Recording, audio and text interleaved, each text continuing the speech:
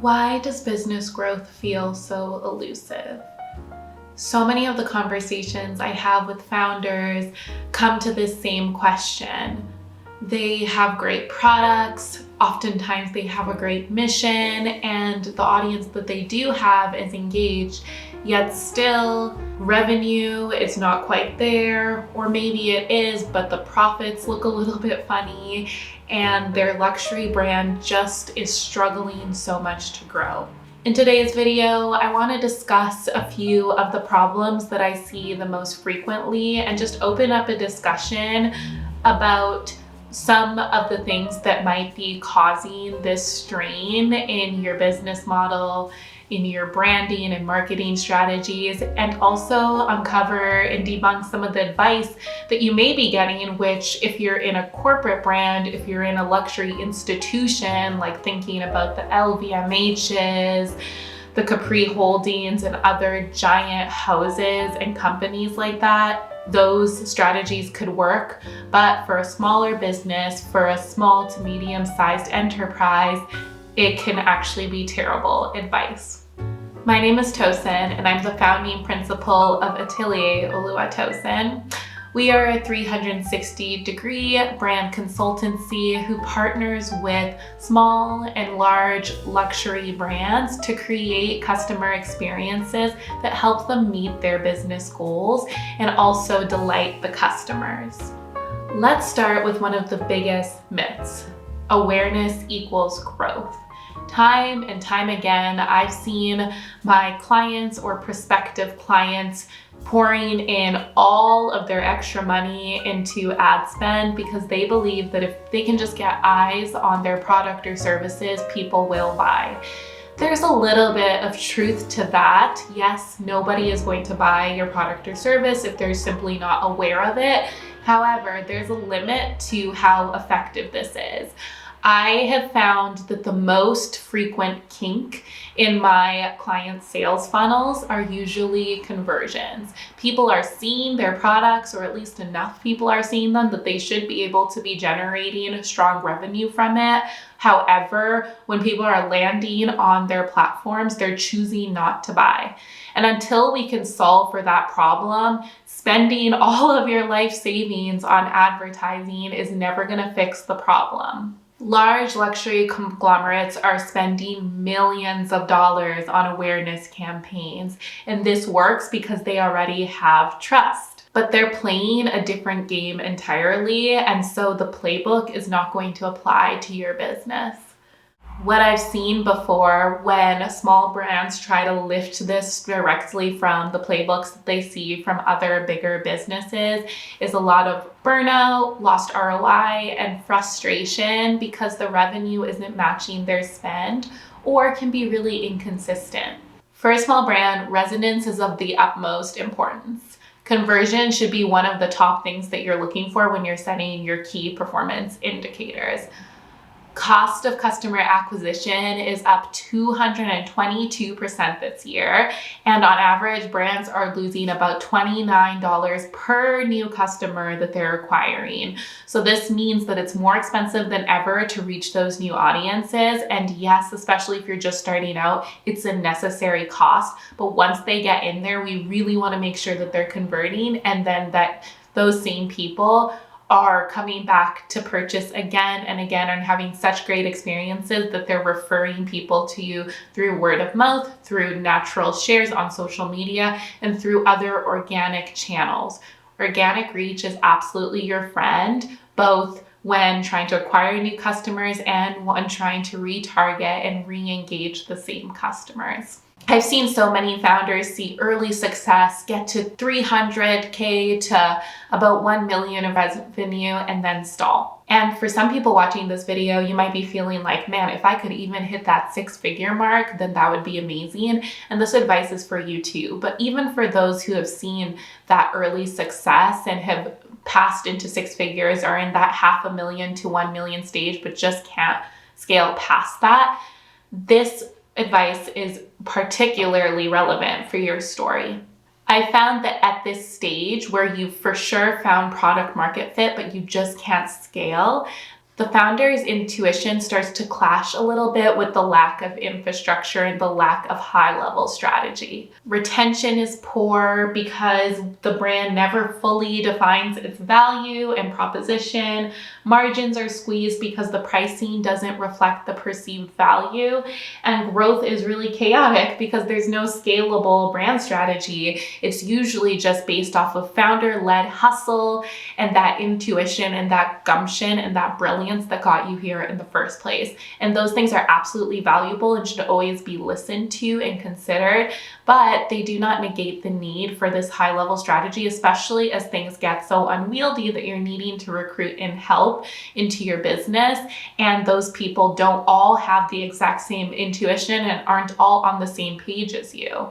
So what happens when you have a marketing director who may be in lockstep with you, but they just can't share your same brain, and there isn't a clear brand strategy set forth for them, and nobody has really gone through and talked through and sat with you to get all of that intuitive knowledge and brilliance that you have and pair it with their industry experience and what they know about the market and some updated research to create a strategic plan that feels good to you and that also is proven to get you the results that you want. A Bain study showed that just 2% of luxury consumers drive 45% of global business sales, yet most small brands don't know how to build for that 2%, right? So it's a very small population of humanity who we are sharing the luxury market with. It's really important that we're able to speak specifically to those people with our high-level brand strategy. The results, oftentimes when we are still going off of founder intuition and we haven't brought into play brand strategy and good operational infrastructure, is beautiful projects are beautiful products, but a business model that always feels like it's sprinting uphill. Things never just feel like they're level, like you have good momentum, but we have this feast and famine model and this chaos and this feeling of not knowing what's going to come next, if there's going to be macro changes in the global economy or the luxury market that are going to knock things off base completely. Here are a few common mistakes that I've seen be the culprit of small luxury brands going awry. The first is confusing a luxury look for actual inherent luxury. You can buy a beautiful logo and you can inflate your prices sky high and still not actually truly be a luxury brand, and therefore people probably won't be willing to pay that price point. Without emotional positioning, any design efforts or pricing strategies just feel like decoration or can feel very inauthentic rather than a fueler of desire. Now, if you know anything about me, you know that I'm very pro-design, and my solution to this has nothing to do with not investing in great design for your products or for your branding. It's just, where is that coming from? Is there psychology driving your decisions? Are the people who are creating your branding, or are you considering the market, how you're making people feel, and if these visuals are psychologically informed? If not, then oftentimes this is a pitfall I see that yields people unfavorable results. Another common mistake I see is investing in marketing before you clarify your branding.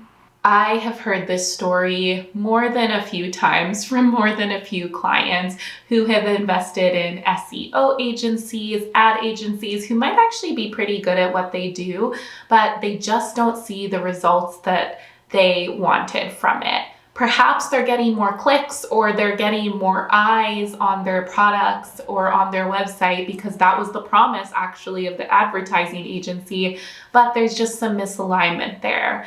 I had one client talk to me about how they had a 5-figure investment in an SEO agency. And okay, yes, their site was ranking high on Google, and so there was the promise. But in the process of trying to SEO optimize their website, the font was ruined, and so they didn't actually like how the visual branding looked. Multiple articles were published that felt misaligned and felt very surface level. And so it was actually wearing down their authority in the marketplace. And this was a luxury service-based business. So very important that that trust is there.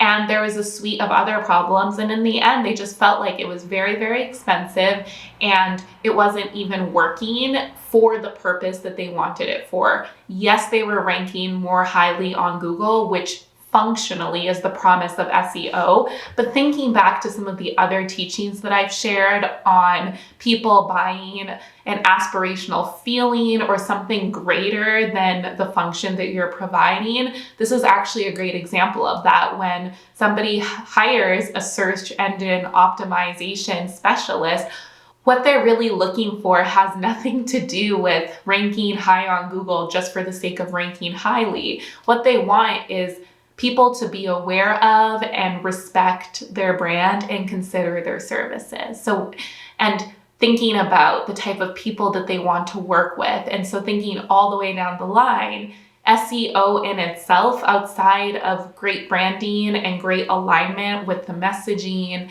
and the target of the campaign, is never going to get you where you want to go. And the same for advertising spend. You can have millions of people all over YouTube and Instagram and Facebook and wherever else you're running ads see your product or service. But if those ads are loud and flashy and don't feel aligned with your brand, or when people land on your website, things don't feel aligned and they don't want to purchase, or if you're attracting in a buyer with a lower economic power, then it's just simply not going to work, and it's definitely going to be a pitfall of your brand. The third common mistake that I see is going for big, gregarious growth rather than for depth. I always think that it's better to dig deep and not wide with all of your resources, and that's time, that's money, energy.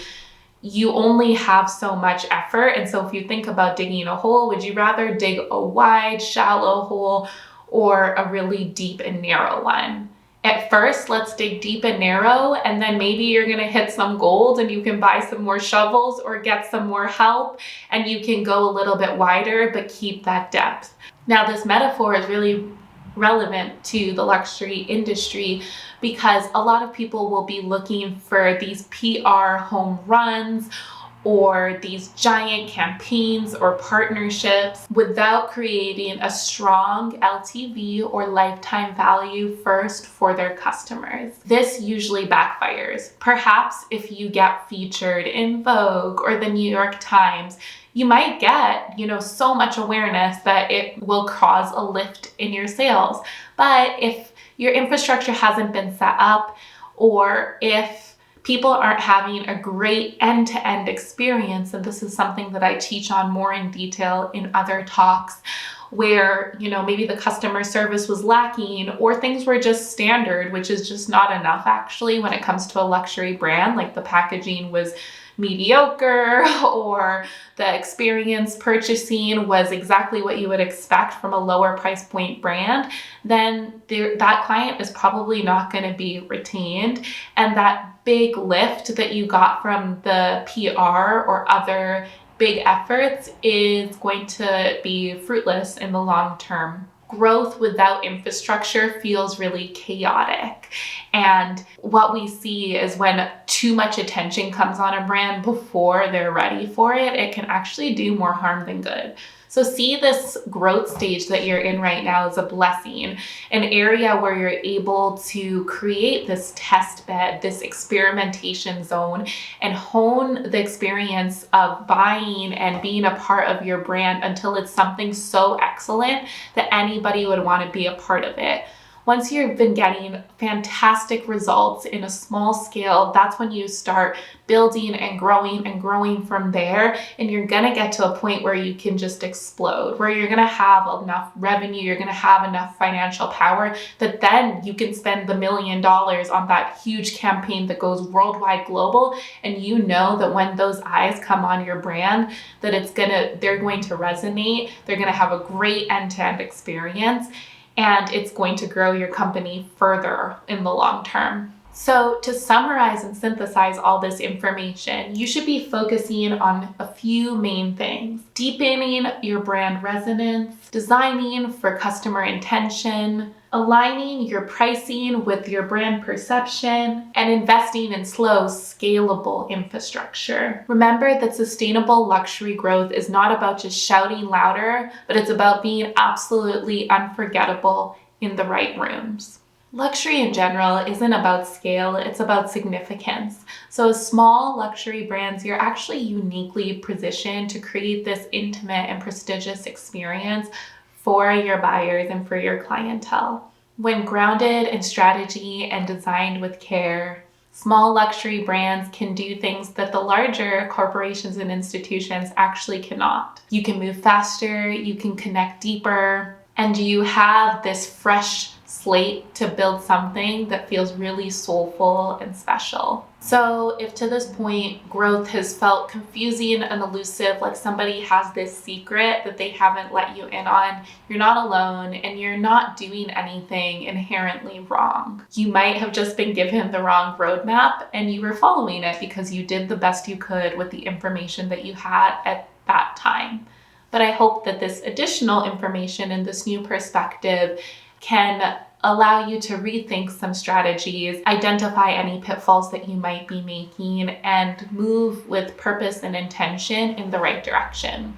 And of course, if you would like a soundboard or some support as you work to grow your luxury brand, either to a billion-dollar enterprise or even to a multiple six-figure sustainable business that you can use to feed yourself, feed your family, and create special impact on your local community, we're absolutely here to help.